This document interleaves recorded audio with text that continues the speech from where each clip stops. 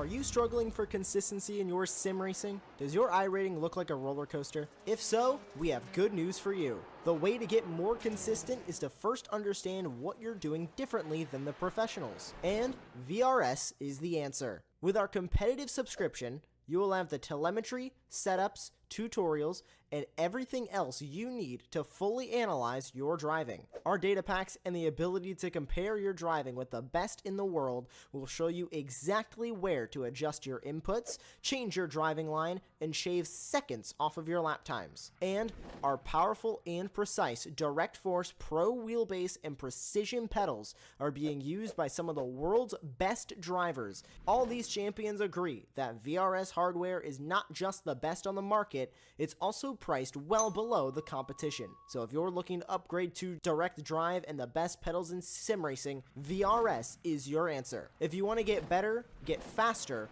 and make it happen sooner rather than later, you owe it to yourself to find out why so many people are switching to VRS. You'll be so glad that you did. Visit www.virtualracingschool.com and learn why the best use VRS.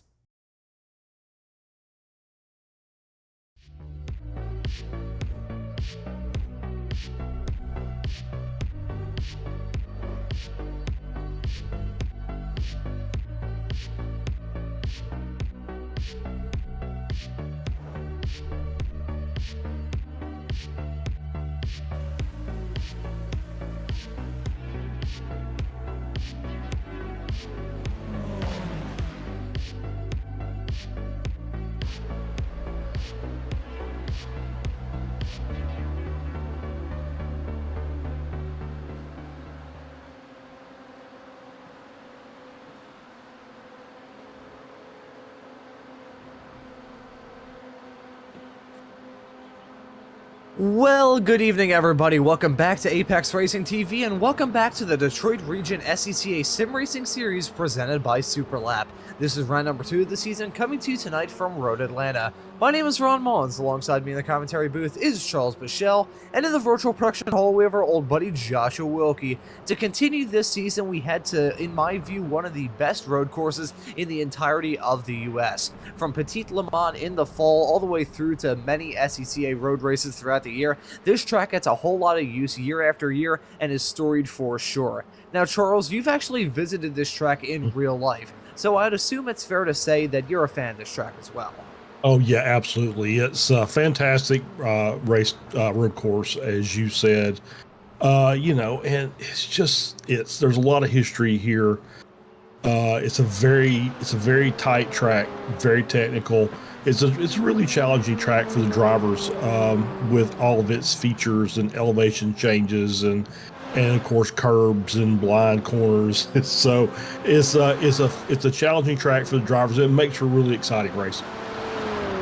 Oh yeah, this track creates some fantastic racing action. Gonna expect more of that here in the Formula 4s that we have in this series. This season is only one race old, kicked this season off just 1 week ago at Laguna Seca, and that was a pretty good race there on October the 10th. Ended up being won by Russell Soto, who I gotta say has grabbed the pole for this race again. So the driver who's been oh so fast thus far this season, continuing that streak of poles. But I gotta say, looked like he had a little bit of a challenge from Andrew Mowat, who's only about a half a tenth behind him. Both those drivers had a 1 minute 20.6.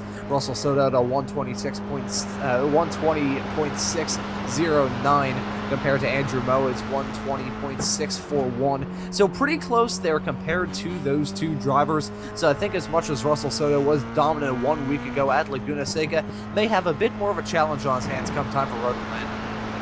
Yeah, absolutely. He had a really good start last week, but it looks like there's some cars that have kind of improved, and it may be just because this is a little more popular track. I know Laguna is one of our free tracks that we get for rookies and the low level guys, but I think Road Atlanta is kind of one of those. It's like Watkins Glen, lots and lots of series, the official series, come and race here almost every season. So it is something that these drivers, if they run F4s, will encounter like I said, almost every season, and so it makes it a little more challenging because once you get a little more familiar with the track, your lap times improve, and it makes the racing a lot better when you've got several cars up there challenging for race victories. It's always awesome to see a massive fight of Formula 4s. I've seen some Formula 4 action in the past year on Apex Racing TV, and I gotta say, these cars, which are pretty much just go-karts with wings on them, can put on some fantastic racing regardless of what track we're running at. Got a fantastic schedule of races to look forward to. Laguna Seca 1 week ago kicked this season off and continues tonight at Road Atlanta. Then we head to a track like Long Beach 1 week from now, have a 1 week break before the final 3 races at Watkins Glen, Circuit of the Americas, and Lime Rock Park to bring this season to a close. And I gotta say, some of those tracks are ones that Russell Soto has experience on. Was doing a little bit of research in between last week's broadcast and this one here tonight. Actually a pretty accomplished driver, it must be said, and there's some photos out there of him running in a Skip Barber Formula 4 car, so certainly experience with this type of machinery, and he put that on full display 1 week ago as he was able to take a comfortable victory at Laguna Seca. And there's a storyline that we are going to continue throughout the rest of this season, that being the story of the Superlap car. Superlap, one of the fantastic sponsors that we'll be hearing about in about a minute's time, is having some of their drivers, some drivers I should say, race in this series from Superlap's HQ in Berkeley, Michigan. You got 2 of them running right now, the Superlap 4 car and the Superlap 3 car that we're following right now, currently 6th and 7th in this warm-up session that we're in the midst of right now. And 1 week ago at Laguna Seca, it was the Superlap 3 car that was actually the better of those 2 in terms of where they finished in the 30 minutes of racing action that we have to look forward to week after week from this series. It's been a great start to the season, looking to have some great racing and some good times continue here at Road Atlanta. And before we get to the end of this warm-up session, I think we'll hear a quick word from some of our sponsors.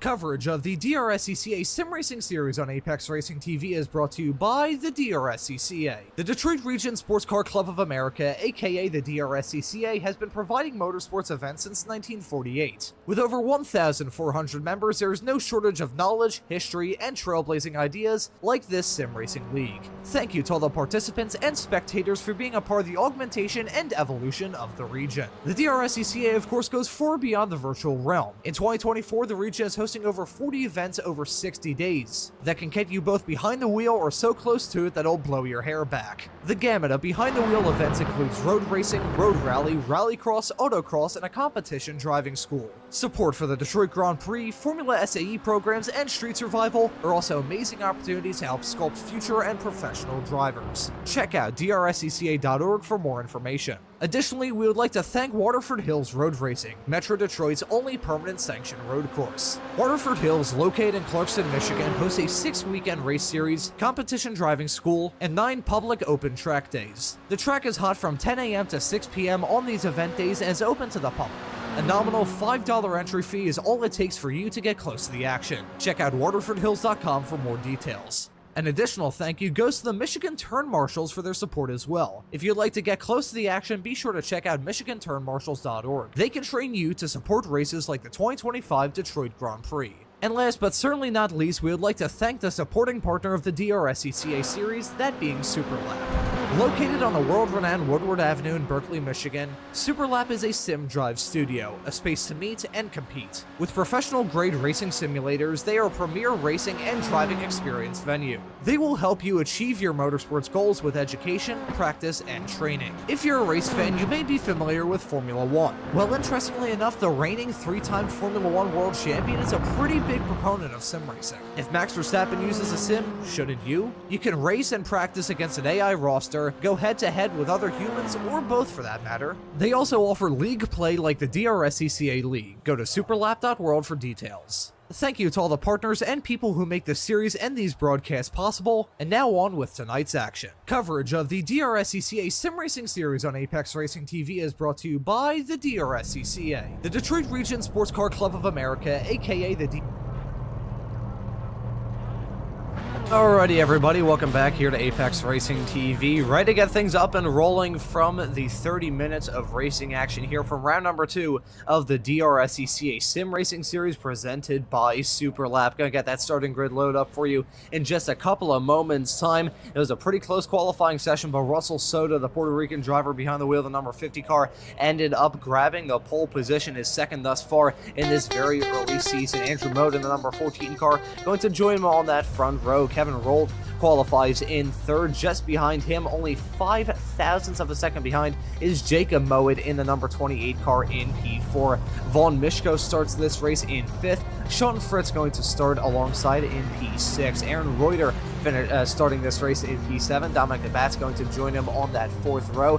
Trenton McMillan going to be starting in 9th. Matthew Malone going to round out your top 10. Starting this race in P11 is going to be Sean Gaynor behind the wheel of the number 10 car. Joining him on that 6th row, my apologies, is going to be Jason Williams. Starting this race in 13th is going to be Lincoln Olson. Ryan Goff going to be starting alongside in 14th. Starting this race in P15 is going to be Michael Schmidt. The Superlap 4 entry going to be starting in P16. Eugene Clark and Superlap 3 going to round out the top 18. And I believe, unless I'm very much mistaken, I'll round out the grid for this race tonight as well. 18 cars set to get things ready to rock and roll from 30 minutes of racing action here, Charles. And we were talking before the start of this broadcast about some of the trouble spots that may catch out some of these drivers. And before we go racing, would you like to talk the viewers through them? Yeah, absolutely. So the standard trouble spots are here, and I was watching a lot of the practice, and these cars do a really good job of riding a few of these curbs. But there are some corners you just see, race in, race out. It doesn't matter what car it is. Turn 1 is the first trouble area, especially on that opening lap when the tires are cold. It's going to be, you got to be very, very tucked into that apex to make sure that you don't go too wide out into the grass. Obviously, the turn 3, the chicane at the top of the hill, blind entry, very difficult. The exit curbs at turn 5, that left-hander after the S's that takes you down toward the little short chute. Very careful there as well, and that's for the entire race, because that, if you just take that curb wrong, it ends in disaster more often than not. And then finally, turn 7, the exit of turn 7, which is the lead up to the back straight. You have to be very careful when you get back on the throttle. If you're on that curb, it has a tendency to just spin the car out. So you have to be very conscious of that and very smooth on the throttle application. And then finally, as we were watching the cars coming down to turn 10A and 10B, the final chicane, this is the best passing zone. It's also very dangerous because you got to make sure that you stay on your line if you're going too wide through there, or you'll end up cutting your nose off or somebody else's. It's a very inviting corner to try and get a move done on, but just like the story of Icarus flying too close to the sun and melting his wax wings, you may have a driver run into some difficulties heading into that corner if they try and go for a gutsy move. Ready to get things up and rolling here from the second race of the season. The green flag is out. The drivers are on their way. Pretty good and pretty even keel start for both of our front row sitters. Gotta say, Russell Soto is experiencing a whole lot of challenge with Mowat on the outside. They're going to be side by side heading down into turn number 1. Looks like Soto is going to be able to clear. Meanwhile, it's a fight with Kevin Rold and Andrew Mowat hanging through the first few corners of this lap. Everyone wants a lead lap on, and everyone wants to make hay while the sun is shining, but these drivers experiencing the bird, trying to get some moves done, heading through the first few corners around this circuit. But Russell Soto leading over Mowat in P2, leaving the field in the dust, and that's a big crash a little bit farther in the back. Sean Gaynor involved in that, along with Eugene Clark, I believe. Lincoln Olson may have gotten a piece of that as well, but 2 cars involved in a major source of drama heading down the hill coming out of turn number 5. Yeah, we didn't talk about the S's when I was breaking that down, but they are very, very tricky, especially if you're trying to run side by side. It's, on the first lap with the cold tires, it makes it even more so. And it looks just like cross communications. Probably somebody clipped a curb and sent their car over offline, and then contact made. So tough break for Sean Gaynor at the start of the race. And side-by-side fighting, heading down into turn number 10. That's a big crash involving Vaughn Mishko going for a move and going for a dive. That, I believe, was on the 28 car that he went side-by-side with. That, I believe, unless I'm very much mistaken, is Jacob Mowat, as Mowat losing out on a whole lot of time, now down 10 spots from where he started in this race. That was a significant clodder for both of those cars, so wouldn't be shocked if there's a lot of damage on them as well, and Jacob Mowat has now had to tow. Looking at some fights, though, this is Matthew Malone that we're following in the number 12 car. He got a fantastic view of a fight involving McMillian and Reuter heading off through turn number 1. Some side-by-side action going clean through there, but a big incident heading off into turn number 10. A big incident heading through the S was just one lap ago. This is turn number 5 here. I know it said it was coming out of turn number 5. It was actually heading into turn number 5, but have a whole lot of replays to take a look at, with Soto continuing to extend that gap over himself and Kevin Rold in P2. Side by side between these drivers heading through 7 and 6. Looks like Reuter is going to get that move done on McMillian after he ran wide, and now McMillian going to be a sitting duck going down this very long back straightaway, which used to be even longer, folks. Full transparency, I never knew this for the longest time, but the turn 10 chicane was not an original addition to this racetrack. It was added back in the 90s, I believe, to try and break up this massive flat out blast at the end of this lap. But side by side with McMillian and Malone, who's going to prevail in this fight? Looks like McMillian is going to be able to get that move done to remain in P7. Nice move from the driver of the number 17 car to get in front of the 12. A whole lot of incidents to take a look at. Pretty even keel start for most of the drivers. They've gone off to a smooth one, but the drivers that got involved in some incidents got involved in some big incidents, Charles. Absolutely. Yeah, I was watching that. I was kind of looking at that Mishko incident. Just kind of looked like he just got too deep into the corner and caught that inside curb wrong in 10A and just sent him right across as we get the replays coming up here. This is Lincoln Olson coming into turn 4. Tries to make up. Y'all just got caught up behind the car and made contact, and that was the end of the race for Sean Gaynor. Unfortunate.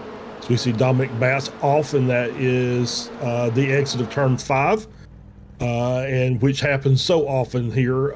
You get on that outside curb, and I'm sure we'll see if we can get a replay of that as well as we're focused back on Andrew Moyd. And here comes the next replay. And I believe this is the run down into turn 10A with Vaughn Mishko. Yep, just looks to the inside, going to late brake. Yep, just gets the car loose and corrects. And when you're correcting like that, you're correcting into another car. Unfortunate that the contact was made there, but you know, it's so we get another replay here from up high. Good run down, late on the brakes. And you could just see the back end of the car coming around. He had to correct, and there was a car on the outside line. Yeah, a small little wiggle heading into a corner like that can result in a big disaster like it did for Mishko and Moa. Tough break for the both of them. And Mishko's been very fast thus far this season, but those incidents that he's had for 2 races thus far this season have really cost him out of what could have been a fantastic finishing position when everything is said and done from these 30-minute races here from the DRSCCA Sim Racing Series. Tough for them at this point to be taken out of contention, because both of them, I believe, have completely left the session, so they are out of it. But that's the sort of thing that we were kind of talking about before the start of this race, Charles, about how turn 10 heading into the chicane and the heaviest braking zone on this racetrack by far. It's such an inviting opportunity, but with that downhill blast heading down into there, it's also it's very easy to snag a little bit of rear locking, get a little bit loose, and just have a big moment like that. Yeah, absolutely. And you can even see it in some of the real life racing. If you remember, just a couple of years ago, as we're on board here with Dominic Batts, coming through turn 4 into 5. Oh, yep, just loses the rear. We see that all the time. It gets on those curbs, and the car gets really light coming over the crest of the hill, lose some traction, and around you go. And that's, it's shocking that, not really shocking, as you can see, yeah, he was already sideways coming through that corner. So that didn't help matters either. So just couldn't recover it, and it's over on the left-hand wall. There's another car against that inside barrier coming out of turn number 5. Not sure who that was. Saw it stop though, so not sure what in the world happened there. Looking at a move from the Superlap 4 car on Schmidt, the driver, the number 20. Getting a move put on them by the Superlap 4 entry. The number 9 car making up some moves early on into this race. Currently running 10th at the moment and making up 6 spots from where they started in this race, which is only matched by Ryan Goff, the driver, the number 15 car, a little bit farther up the road. Gotta take a look at a replay to see what may have happened to allow the Superlap 4 car to get that move done. Ooh, it looks like it was some pretty textbook stuff. That's still a sketchy move, do not get me wrong, heading down the hill into the S's. Saw some drivers come to blows heading through there earlier on in the race, and even though these Formula 4s have a little bit downforce and a bit more power than Formula V, you still got to drive them a little bit like a Formula V side-by-side, heading down into turn number 10. Some close stuff involving Schmidt and the Superlap 4 entry. Michael Schmidt trying to regain a spot after that mistake a couple of moments ago. But these Formula 4 cars, it is so important to try and carry the momentum, and especially at a track like this with that much elevation change, it kind of has that importance cranked up and then some side-by-side. Heading off into turn number 1, and we may see some side-by-side action now with Schmidt and Olsen. Olsen was closing up a whole lot after Schmidt had to check up. So it looks like Lincoln Olsen, after getting involved in that moment, hanging through the S's at the very beginning of the race, he's now trying to make up some moves with those drivers right in front of him, going side by side and dragging each other along like they have a parachute attached to the back of them. Yeah, absolutely. You're absolutely right about these cars. You have to keep the momentum up, and you saw what happens when you don't. Schmidt just got too deep into 3, had to kind of let the car settle back down, was offline, and it made the pass easy for Superlap 4. But you can kind of see Schmidt's got some good pace in the car when he's got the right line. He's all over Superlap 4, looking to make a move. He's looking to the outside. He's out of the draft. You'll see probably Olsen pick up a lot of speed here. Yep, as he just closes that gap from the draft down, and he's trying to say, who am I going with? He said, I'm going to stay on the outside. Superlap 4 just keeps that spot for the time being, so Schmidt's going to have to work and look down the front straight, see if he can make the pass going into 1. Oh, this is such a hard-fought fight between these drivers. Superlap 4 now trying to hold off a challenge from Michael Schmidt down the inside, heading off into turn number 1. Who's going to prevail? Who's going to get the move done? Superlap 4, well done, sweeping around the outside and getting it done on Michael Schmidt. Hello, Superlap 4. That 9 car has been pretty quick thus far this season. It was that and the 3 entry that were battling for the win in the pseudo class that we like to call the Superlap cars. They were battling last time out at Laguna Seca, but the Superlap 4 entry showing a whole lot of speed now. That was a big off-track moment for Michael Schmidt, and this may be the opportunity that Lincoln Olsen tries to take advantage of. Gotta say, going for a move heading down into turn number 6 or turn number 7 for that matter.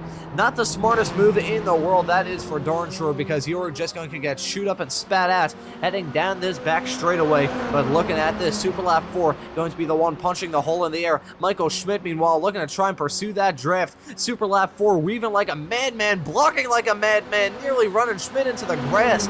3 wide heading down the back straightaway off into turn number 10. It's going to be a battle of late breakers, and one of these drivers have to back out of it. I have a feeling that's going to be Olsen that backs out of it, rightfully so, because he doesn't want that to happen. Oh no, running into the back of Schmidt as the Superlap 4 entry goes around and into the wall.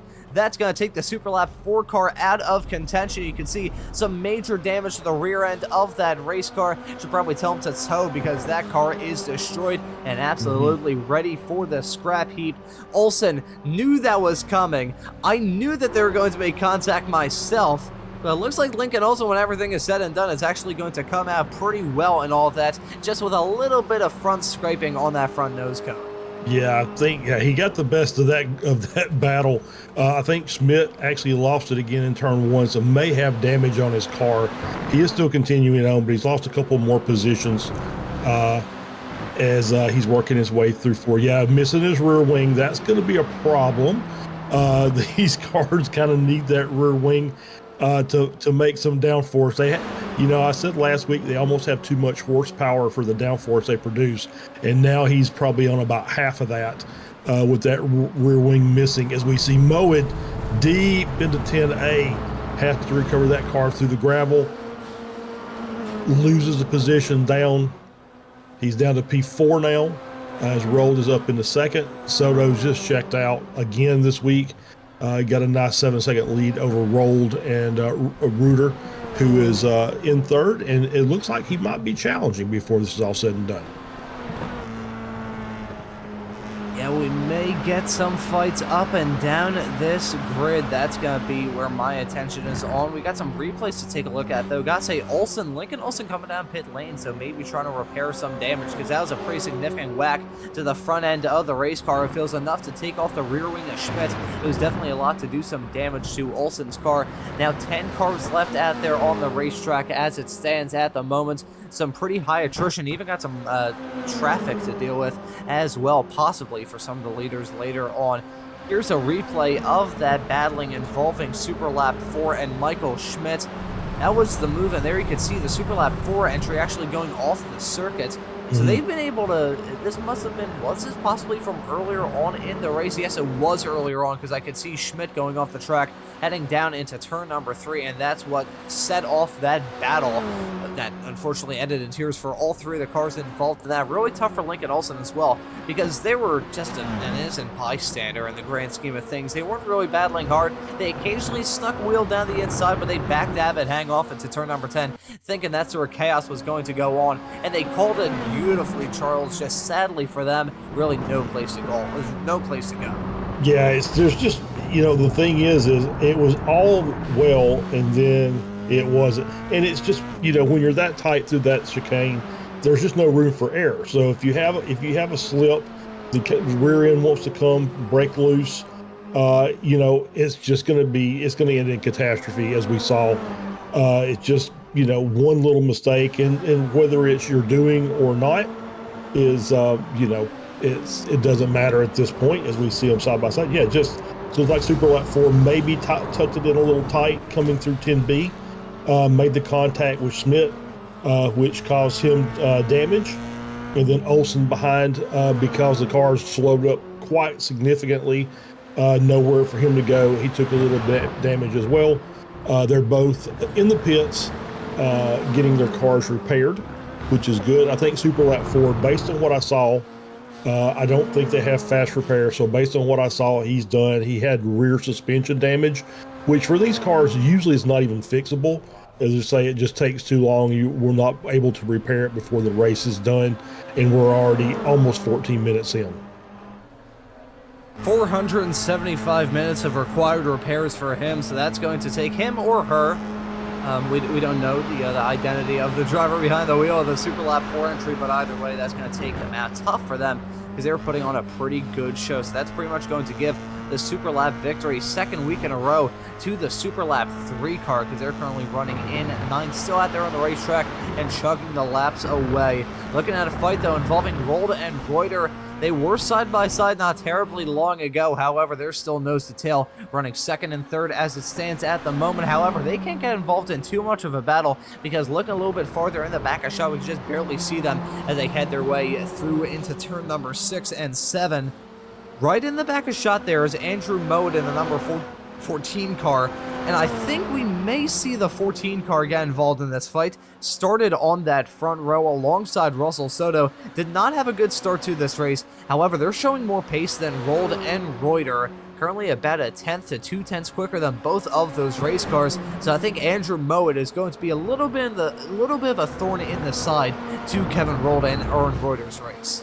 Yeah, I think you may be right. He definitely looks like he's got the pace to catch up, and he needs to get within a second of that second car, so he can start getting a little bit of toe off of them, and that'll tighten that gap up quite quickly. And then we still have another good battle between Malone, McMillian, and Goff. I think are really tight together as well. So we got a couple of good packs that we're going to see some action, hopefully within the last half of this race. So we'll see what Mowat does, if he's able to capitalize and pick up some of that time, get back up there, as we see that second group of cars with McMillian, Goff, and Fritz. Fritz is a little bit further back, but Malone, McMillian, and Goff is that second group. And looking at that second group right now, Goff at the tail end of it, at least for now. Looked like he was going to try and go for a move on McMillian coming out of turn number 6. Gotta exercise a little bit of patience though, because as inviting as it is to try and battle heading off into 6 and 7, you're just gonna lose out on some time and probably not even make up the move when everything is said and done. But looking at Goff trying to go for that outside line, heading down the back straightaway off into turn number 10. Will Goff be able to clear him heading into the braking zone, or will they still be side by side? Looking at those drivers, they are still side by side. Looking at Goff trying to get that move done, and he's able to do so successfully. Clean stuff heading off through the turn 10 chicane, and it looks like Ryan Goff going to get that move done to slip his way up into 6th. Yeah, nice move. Is a textbook move down into turn 10A. Goff gave him plenty of room. McMillian gave him plenty of room to make that pass, as well as didn't fight him too hard when they were going through the chicane. So as you see the shot from high above, side by side going down the hill. This is through the non-existent turn 9. As we see Goff, just kind of looking, gets the run on the outside. Nice move. McMillian kind of tucked his nose in a little bit, seeing if he could break a little bit later, and says, you know what, I'll fight this later on down the road here. I'll get my run and see if I can make that switch back.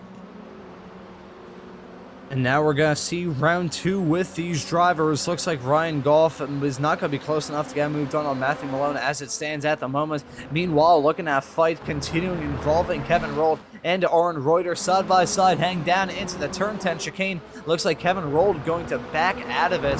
That fight is going to continue with those two drivers. It's been a hard-fought show for a lot of them, as Russell Soto continuing to check out the driver of the number 50 car, extending that gap now to 7.8 seconds. It is another dominant drive for the driver.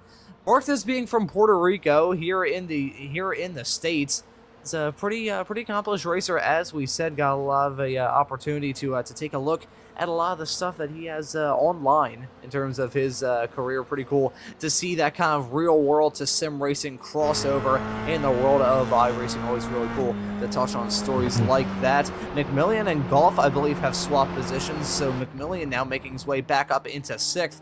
That looked like a move, not really in a section where you would see some normal overtakes. I think that was heading off in through the S's. Yes, it was heading off in through the S's. I think Goff may have just had a mistake because he's lost out on a whole lot of time.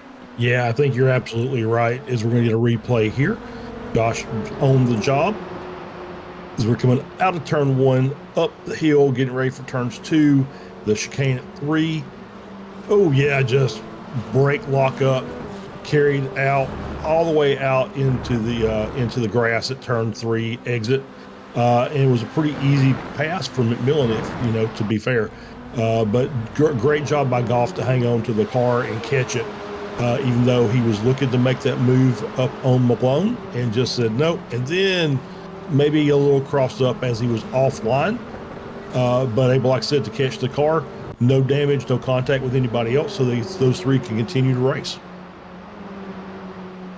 And no harm, no foul in a way. A little bit of harm done in terms of time lost for some of those racers, but still a little bit of time left to go in this race. Less than a little over 10 minutes left in this race, less than 20 on the clock of this 30-minute race. Big ride, big moment for Aaron Reuter heading through turn number 5. That a little bit of rally action for him. That's going to give Rold another shot heading off into turn number 6 and 7. Going to be side by side. This is a dangerous game that both of them are playing, and they're going to compromise both of each other's exits. Coming out onto this back straightaway. Look at Moed. That gap is slowly being whittled down now to about a second and a half. And I guarantee by the end of this race, he is going to find himself involved in this fight. But at the moment, Kevin rolled in the 5 car in front of Reuter in the 27. As it stands at the moment, though, everything can change in the span of just a couple of moments' time. Heading down into turn number 10, looks like Reuter not going to go for that move, but in that straightaway, that gap between Andrew Moed and those 2 cars in front went down by about 2/10. So he's slowly getting a taste, just a taste as it stands at the moment, a taste test, shall we call it, a test sip, whatever you want to use. Andrew Moed slowly getting that drift. Yeah, when you're in a heat of battle like that, you don't realize how much time you lose when you're side by side with another car through the corner.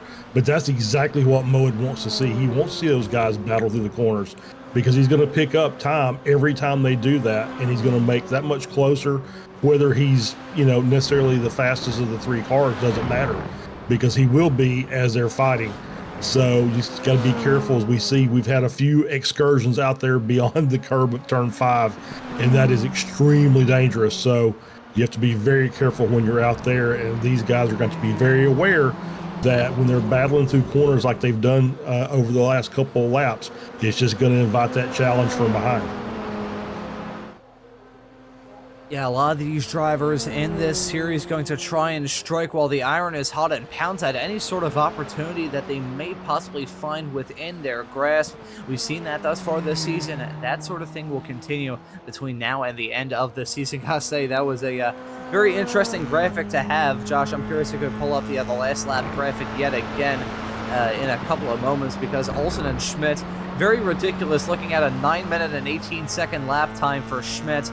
So that's certainly not ideal for the driver of the number 20 car. I'm curious how his race would have shaken out had that incident heading off through turn number 10 not happened. But considering how hard the battling was with themselves, the Superlap 4 entry, and Lincoln Olsen, I feel like it was a matter of when instead of if. Riding on board with the Superlap 3 entry, the number 7 car putting on a pretty good show. They're in 9th as it stands at the moment.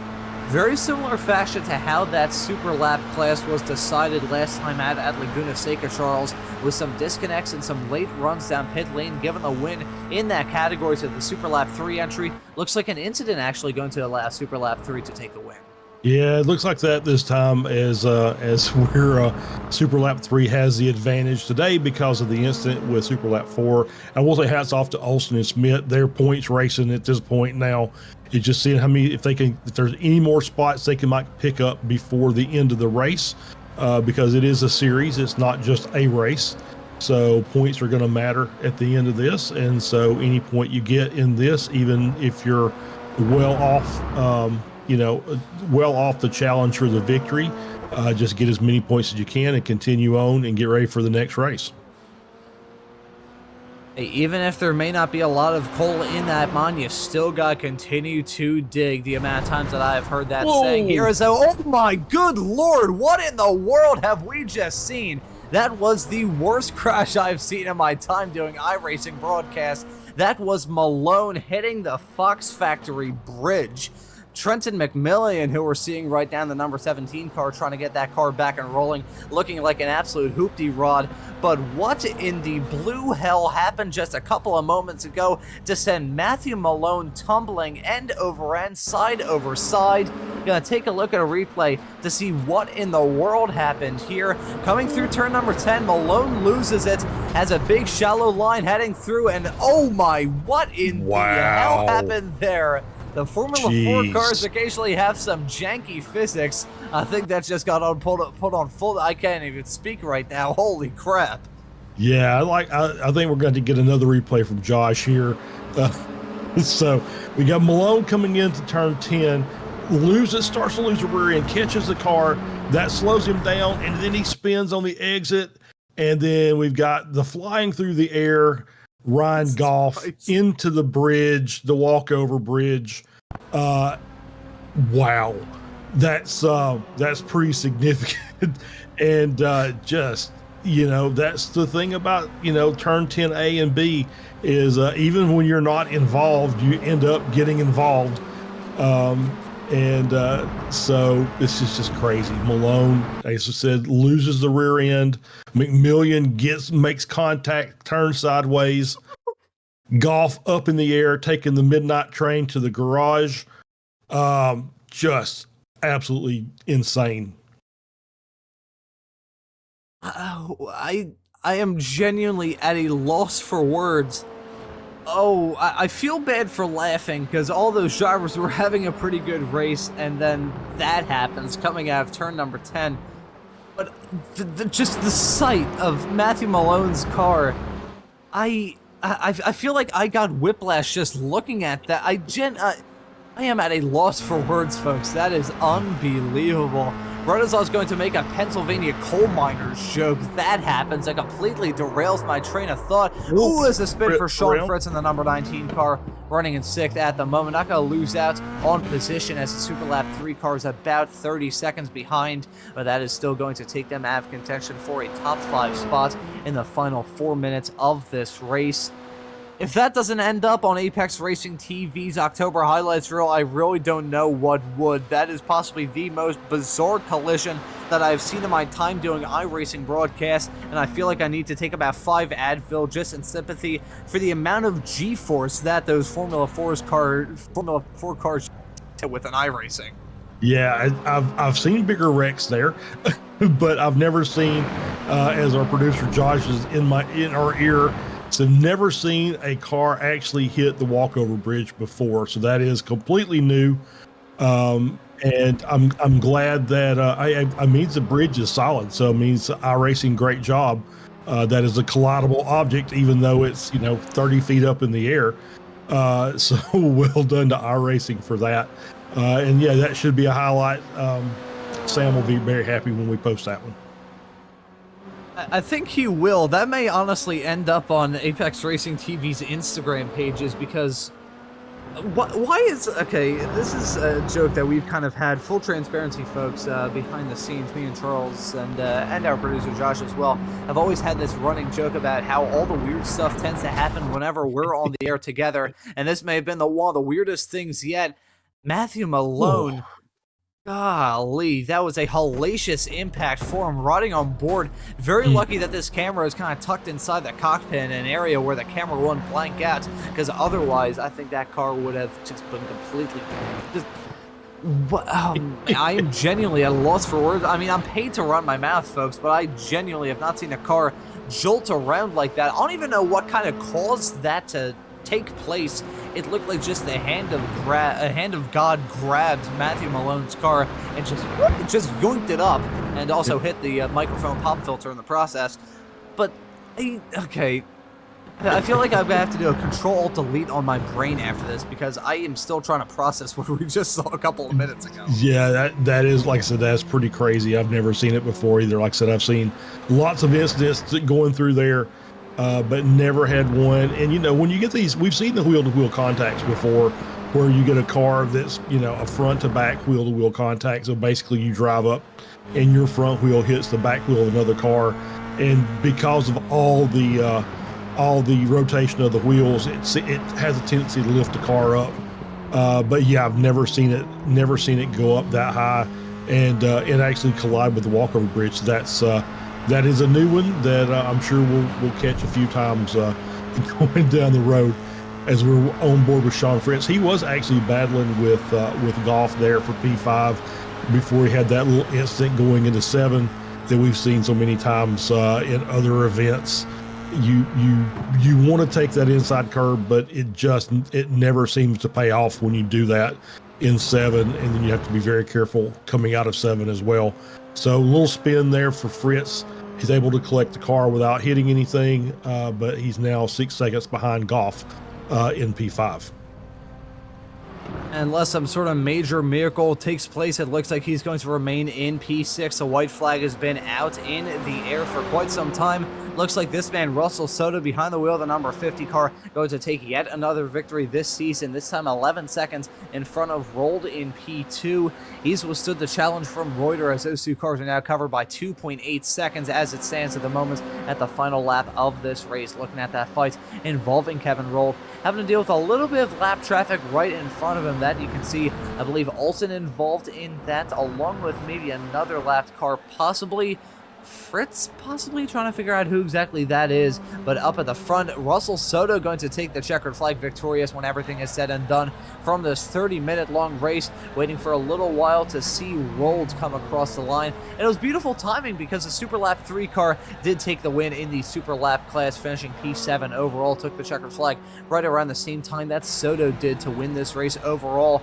Rolled ends up in second, Reuter in P3, Andrew Mode, who I may have jinxed saying that he was going to get involved in that fight at some point, ended up falling back and finished about 10 seconds, my apologies, back of rolled in P2. Aaron Reuter rounds out your overall podium in third, waiting for a few more cars to take the checkered flag. Looks like Schmidt in the number 20 car, one of the drivers we saw involved in that incident earlier on, heading off through the turn 10 chicane, is going to be the last to take the checkered flag from this 30-minute long race, the second of this still very young season.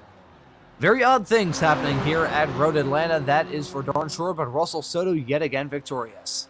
Yeah, great job by Soto. Just got out, ran his own race, checked out, and made it look really easy tonight. And I'm sure that he's very happy. I know I didn't mention this earlier, but you're talking about his escapades at Road Atlanta in real life. And you just can't account for how much the feeling of a real race car. iRacing does a good job of simulating everything, but it can't simulate G-forces. So if you ever get a chance to drive a track like that, you seem almost like you have an advantage, or actually you do have an advantage, because you kind of know how the car is going to feel, and then that kind of translates from the seat of the pants into your hands for the sim.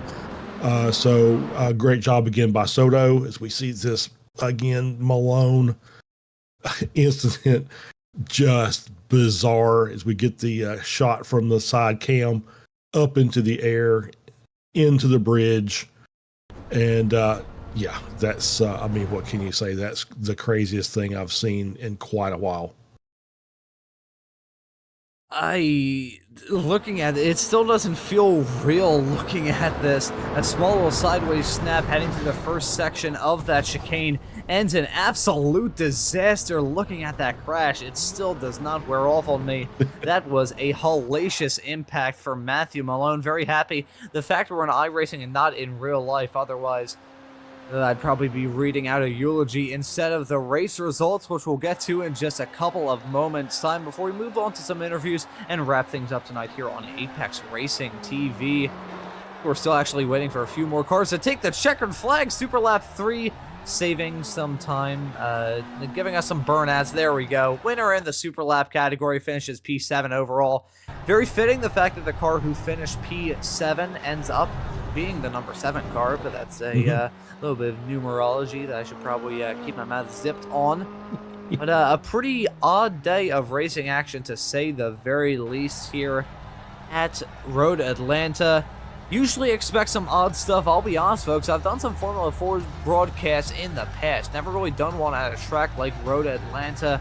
Well, I say that, never really done it at a track at Road Atlanta. Never really seen a race with these cars around this racetrack, but it impressed, and that accident, that is going to stick out in my mind for many, many moons. But anyways, let's go into the results. Russell Soto wins it when everything is said and done. Kevin Rold going to finish right behind him P2, with Aaron Reuter going to round out your overall podium in third. That's Andrew Mode in fourth. Ryan Goff in P5. Sean Fritz going to finish in sixth. The Superlap 3 car going to be the winner in the Superlap class.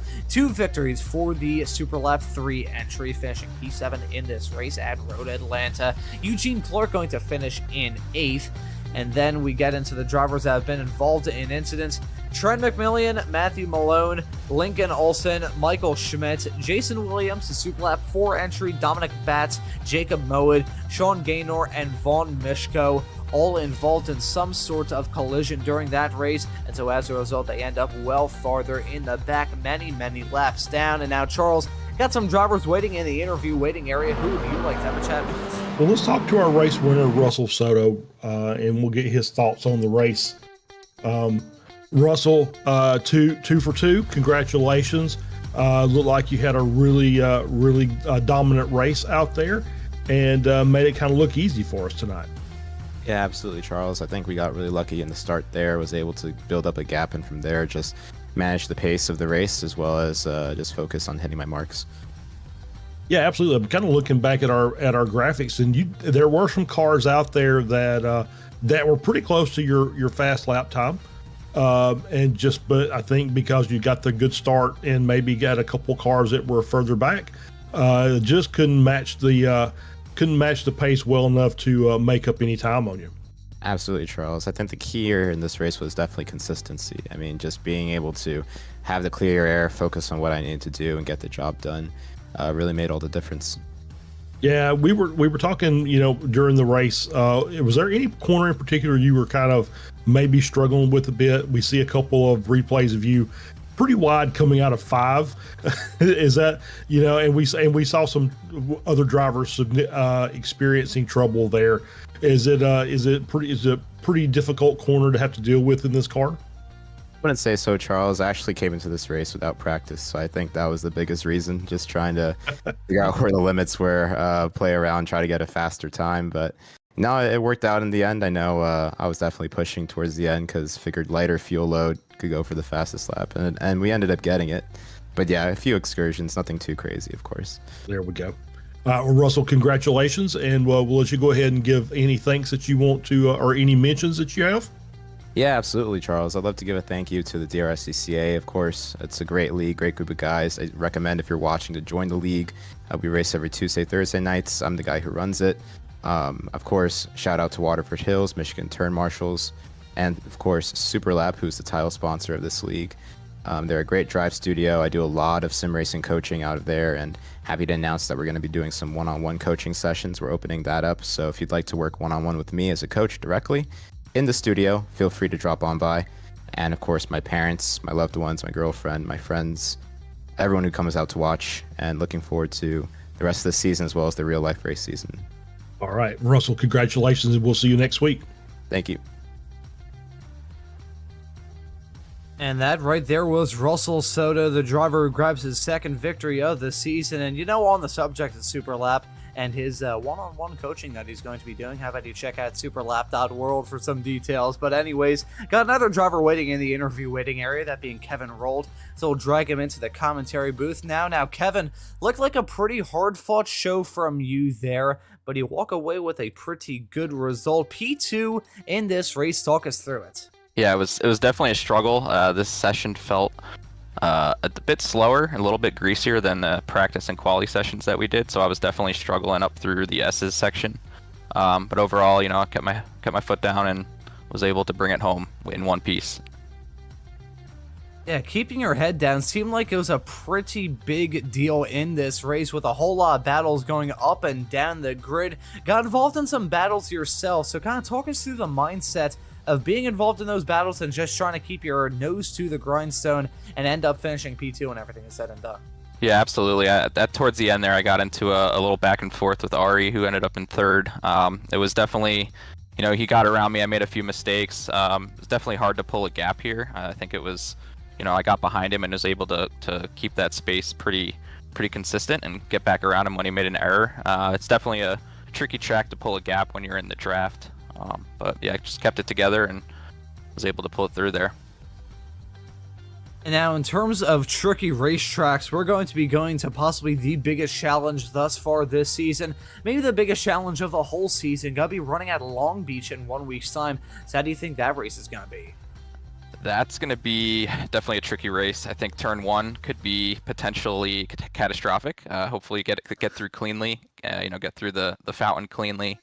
I think that one's really just going to be, trying to stay mentally focused the whole time, not making a slight mistake, because there's, no room for error at all on that track. So that'll definitely be an exciting one, I think, for sure. Well, this season has been very entertaining thus far. Fingers crossed Long Beach in 1 week's time is going to be no exception. Brought some pretty good entertainment for us here in the commentary booth. And you walk away from this race at Road Atlanta with a P2 result. And now, before we let you go and celebrate, is there anyone you want to give a thanks to or shout out? Sure, thanks. I want to thank the DRSCCA and Apex for putting this on. And I also want to thank my wife, Megan, for letting me spend hours in my spare bedroom practicing racing virtual race cars. There you go, man. Happy wife, happy life. So always got to shout out the wife during these interviews. Well done on the P2 results, and excited to see you back out on the racetrack for the rest of the season, man. Thanks for joining us. I appreciate it. Thanks, Ron. And that right there was Kevin Rold, who finishes this race P2 in that number 5 car. And I think we got one more driver waiting in the interview waiting area. We'll quickly drag him in here to have a chat. And Charles, we're not entirely sure who this driver is. Quick advisory to any drivers looking to get interviews here on Apex Racing TV. You could change your nickname in the Apex Racing TV Discord server. That'd be very much appreciated. But Charles, I'll drag him into the commentary booth if you don't mind, and we'll do some investigative journalism to figure out who we're having a chat with. Yeah, absolutely. We'll bring in Andre K and find out who the Phantom driver is that we're going to be speaking with. Oh, was my name not showing up? What shows up is Andre K. Oh yeah, I've got my nickname set in the other chat, but this is just my gamer tag or whatever. But Okay. yeah, it's Arnd Ryder. Oh, Orange. Okay. So with a P3 overall tonight. So great job. So talk about your race. It's like you had some a little bit of ups and downs during the course of the race. Oh yeah. I made there were a couple of lapses in my skill there. I'm proud of myself for coming from 7th up to where I finished. I had a really good battle with Kevin. It was just back and forth. I think we both smoked our tires out a little bit, and then I think we both had our little moments here and there. It was fun though. I really liked it. Yeah. So what were your what was the most challenging part of the track for you? This time it was the chicane at the back. I think it's 10A and 10B, the last one before you go up the hill. I was having trouble getting grip out of there, whereas in practice it seemed a lot easier. The main time when I lost Kevin by putting my left rear off there. I came off the end of the chicane there and just dropped a tire, and there went my grip, and I just had to catch it. And then I was 2 seconds back, and that was pretty much it. Yeah, we saw a few we saw a few incidents during the race in 10A and B. So if you watch the broadcast back, you'll see some interesting lines through there. So Long Beach next week. How are you feeling about that? I've actually never raced at Long Beach, but I've done good when we've gone to Belle Isle in the past, so I feel like I'll be okay. I've just got to learn a little bit. Also, I'm a little new to this car. I haven't really done much open wheel. I'm mainly focused on the Miata and the Spec Racer Ford so far, so definitely a learning curve, but I feel like it'll be fun. There's some fast guys at the front, and we always have a good race, so I'm excited. Well, there you go. So, Aaron, congratulations. We'll let you give any thanks or mentions that you want to hand out before we let you go. Yeah, just everyone who puts the sim league together, DRSCCA, everyone at Waterford that helps out with it, all my real-life sponsors that I won't go into too much length to detail and list them all, and my family who helps keep my real-life cars going and keeps me motivated and trying to improve my skills. And just thanks to you guys for putting on the broadcast, and yeah, I think that's everything. All right. Aaron Reuter, thank you very much. See you next week. All right. Thanks. See ya. And that right there was Orange Reuter, who leaves this race with a P3 result, rounding at our podium. And Charles, we asked the drivers this question, so I'm going to ask you this as well. Long Beach, in 1 week's time, talk about an absolute menace of a race that these drivers are probably not looking forward to in the slightest. Yeah, Kevin Roll is exactly right. There is, we talk about having little room for error here. There's absolutely no room for error at Long Beach. Any minor mistake, tackling a corner, or trying to make a pass, will end up in disaster more often than not. So may have another attrition race next week, as we got some less experienced drivers toward the back of the grid. But they get some good practice sessions in this week, and we may end up having a really good race. It's going to be very tight, though. I don't expect.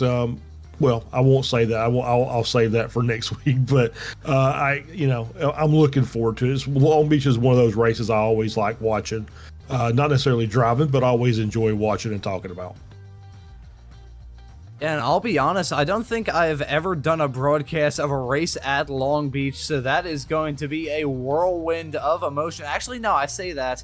I remember doing a Formula Ford broadcast here on Apex Racing TV a couple of months ago at that very track, and that was a very entertaining race. So here in the Formula 4s, I think it is going to be no different for round number 3 of the Detroit Region SCCA Sim Racing Series. But as for this broadcast, or round number 2, I think that will just about do it. So for myself, Ron Mullins, Charles Bichelle joining me in the commentary booth, and Josh Wilkie doing a wonderful job working all the cameras in the virtual production hauler, I say thank you all so very much for watching. Have a great rest of your night, and we hope to see you all wherever it is in the not too distant future.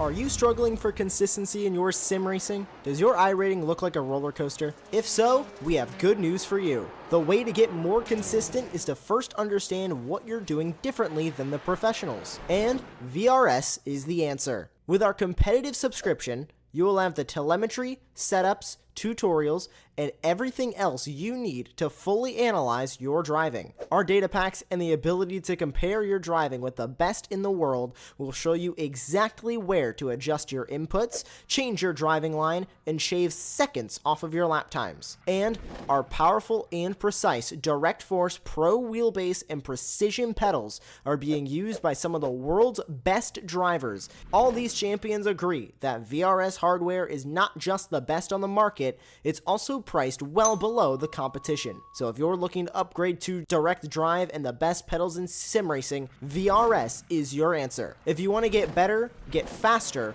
and make it happen sooner rather than later, you owe it to yourself to find out why so many people are switching to VRS. You'll be so glad that you did. Visit www.virtualracingschool.com and learn why the best use VRS.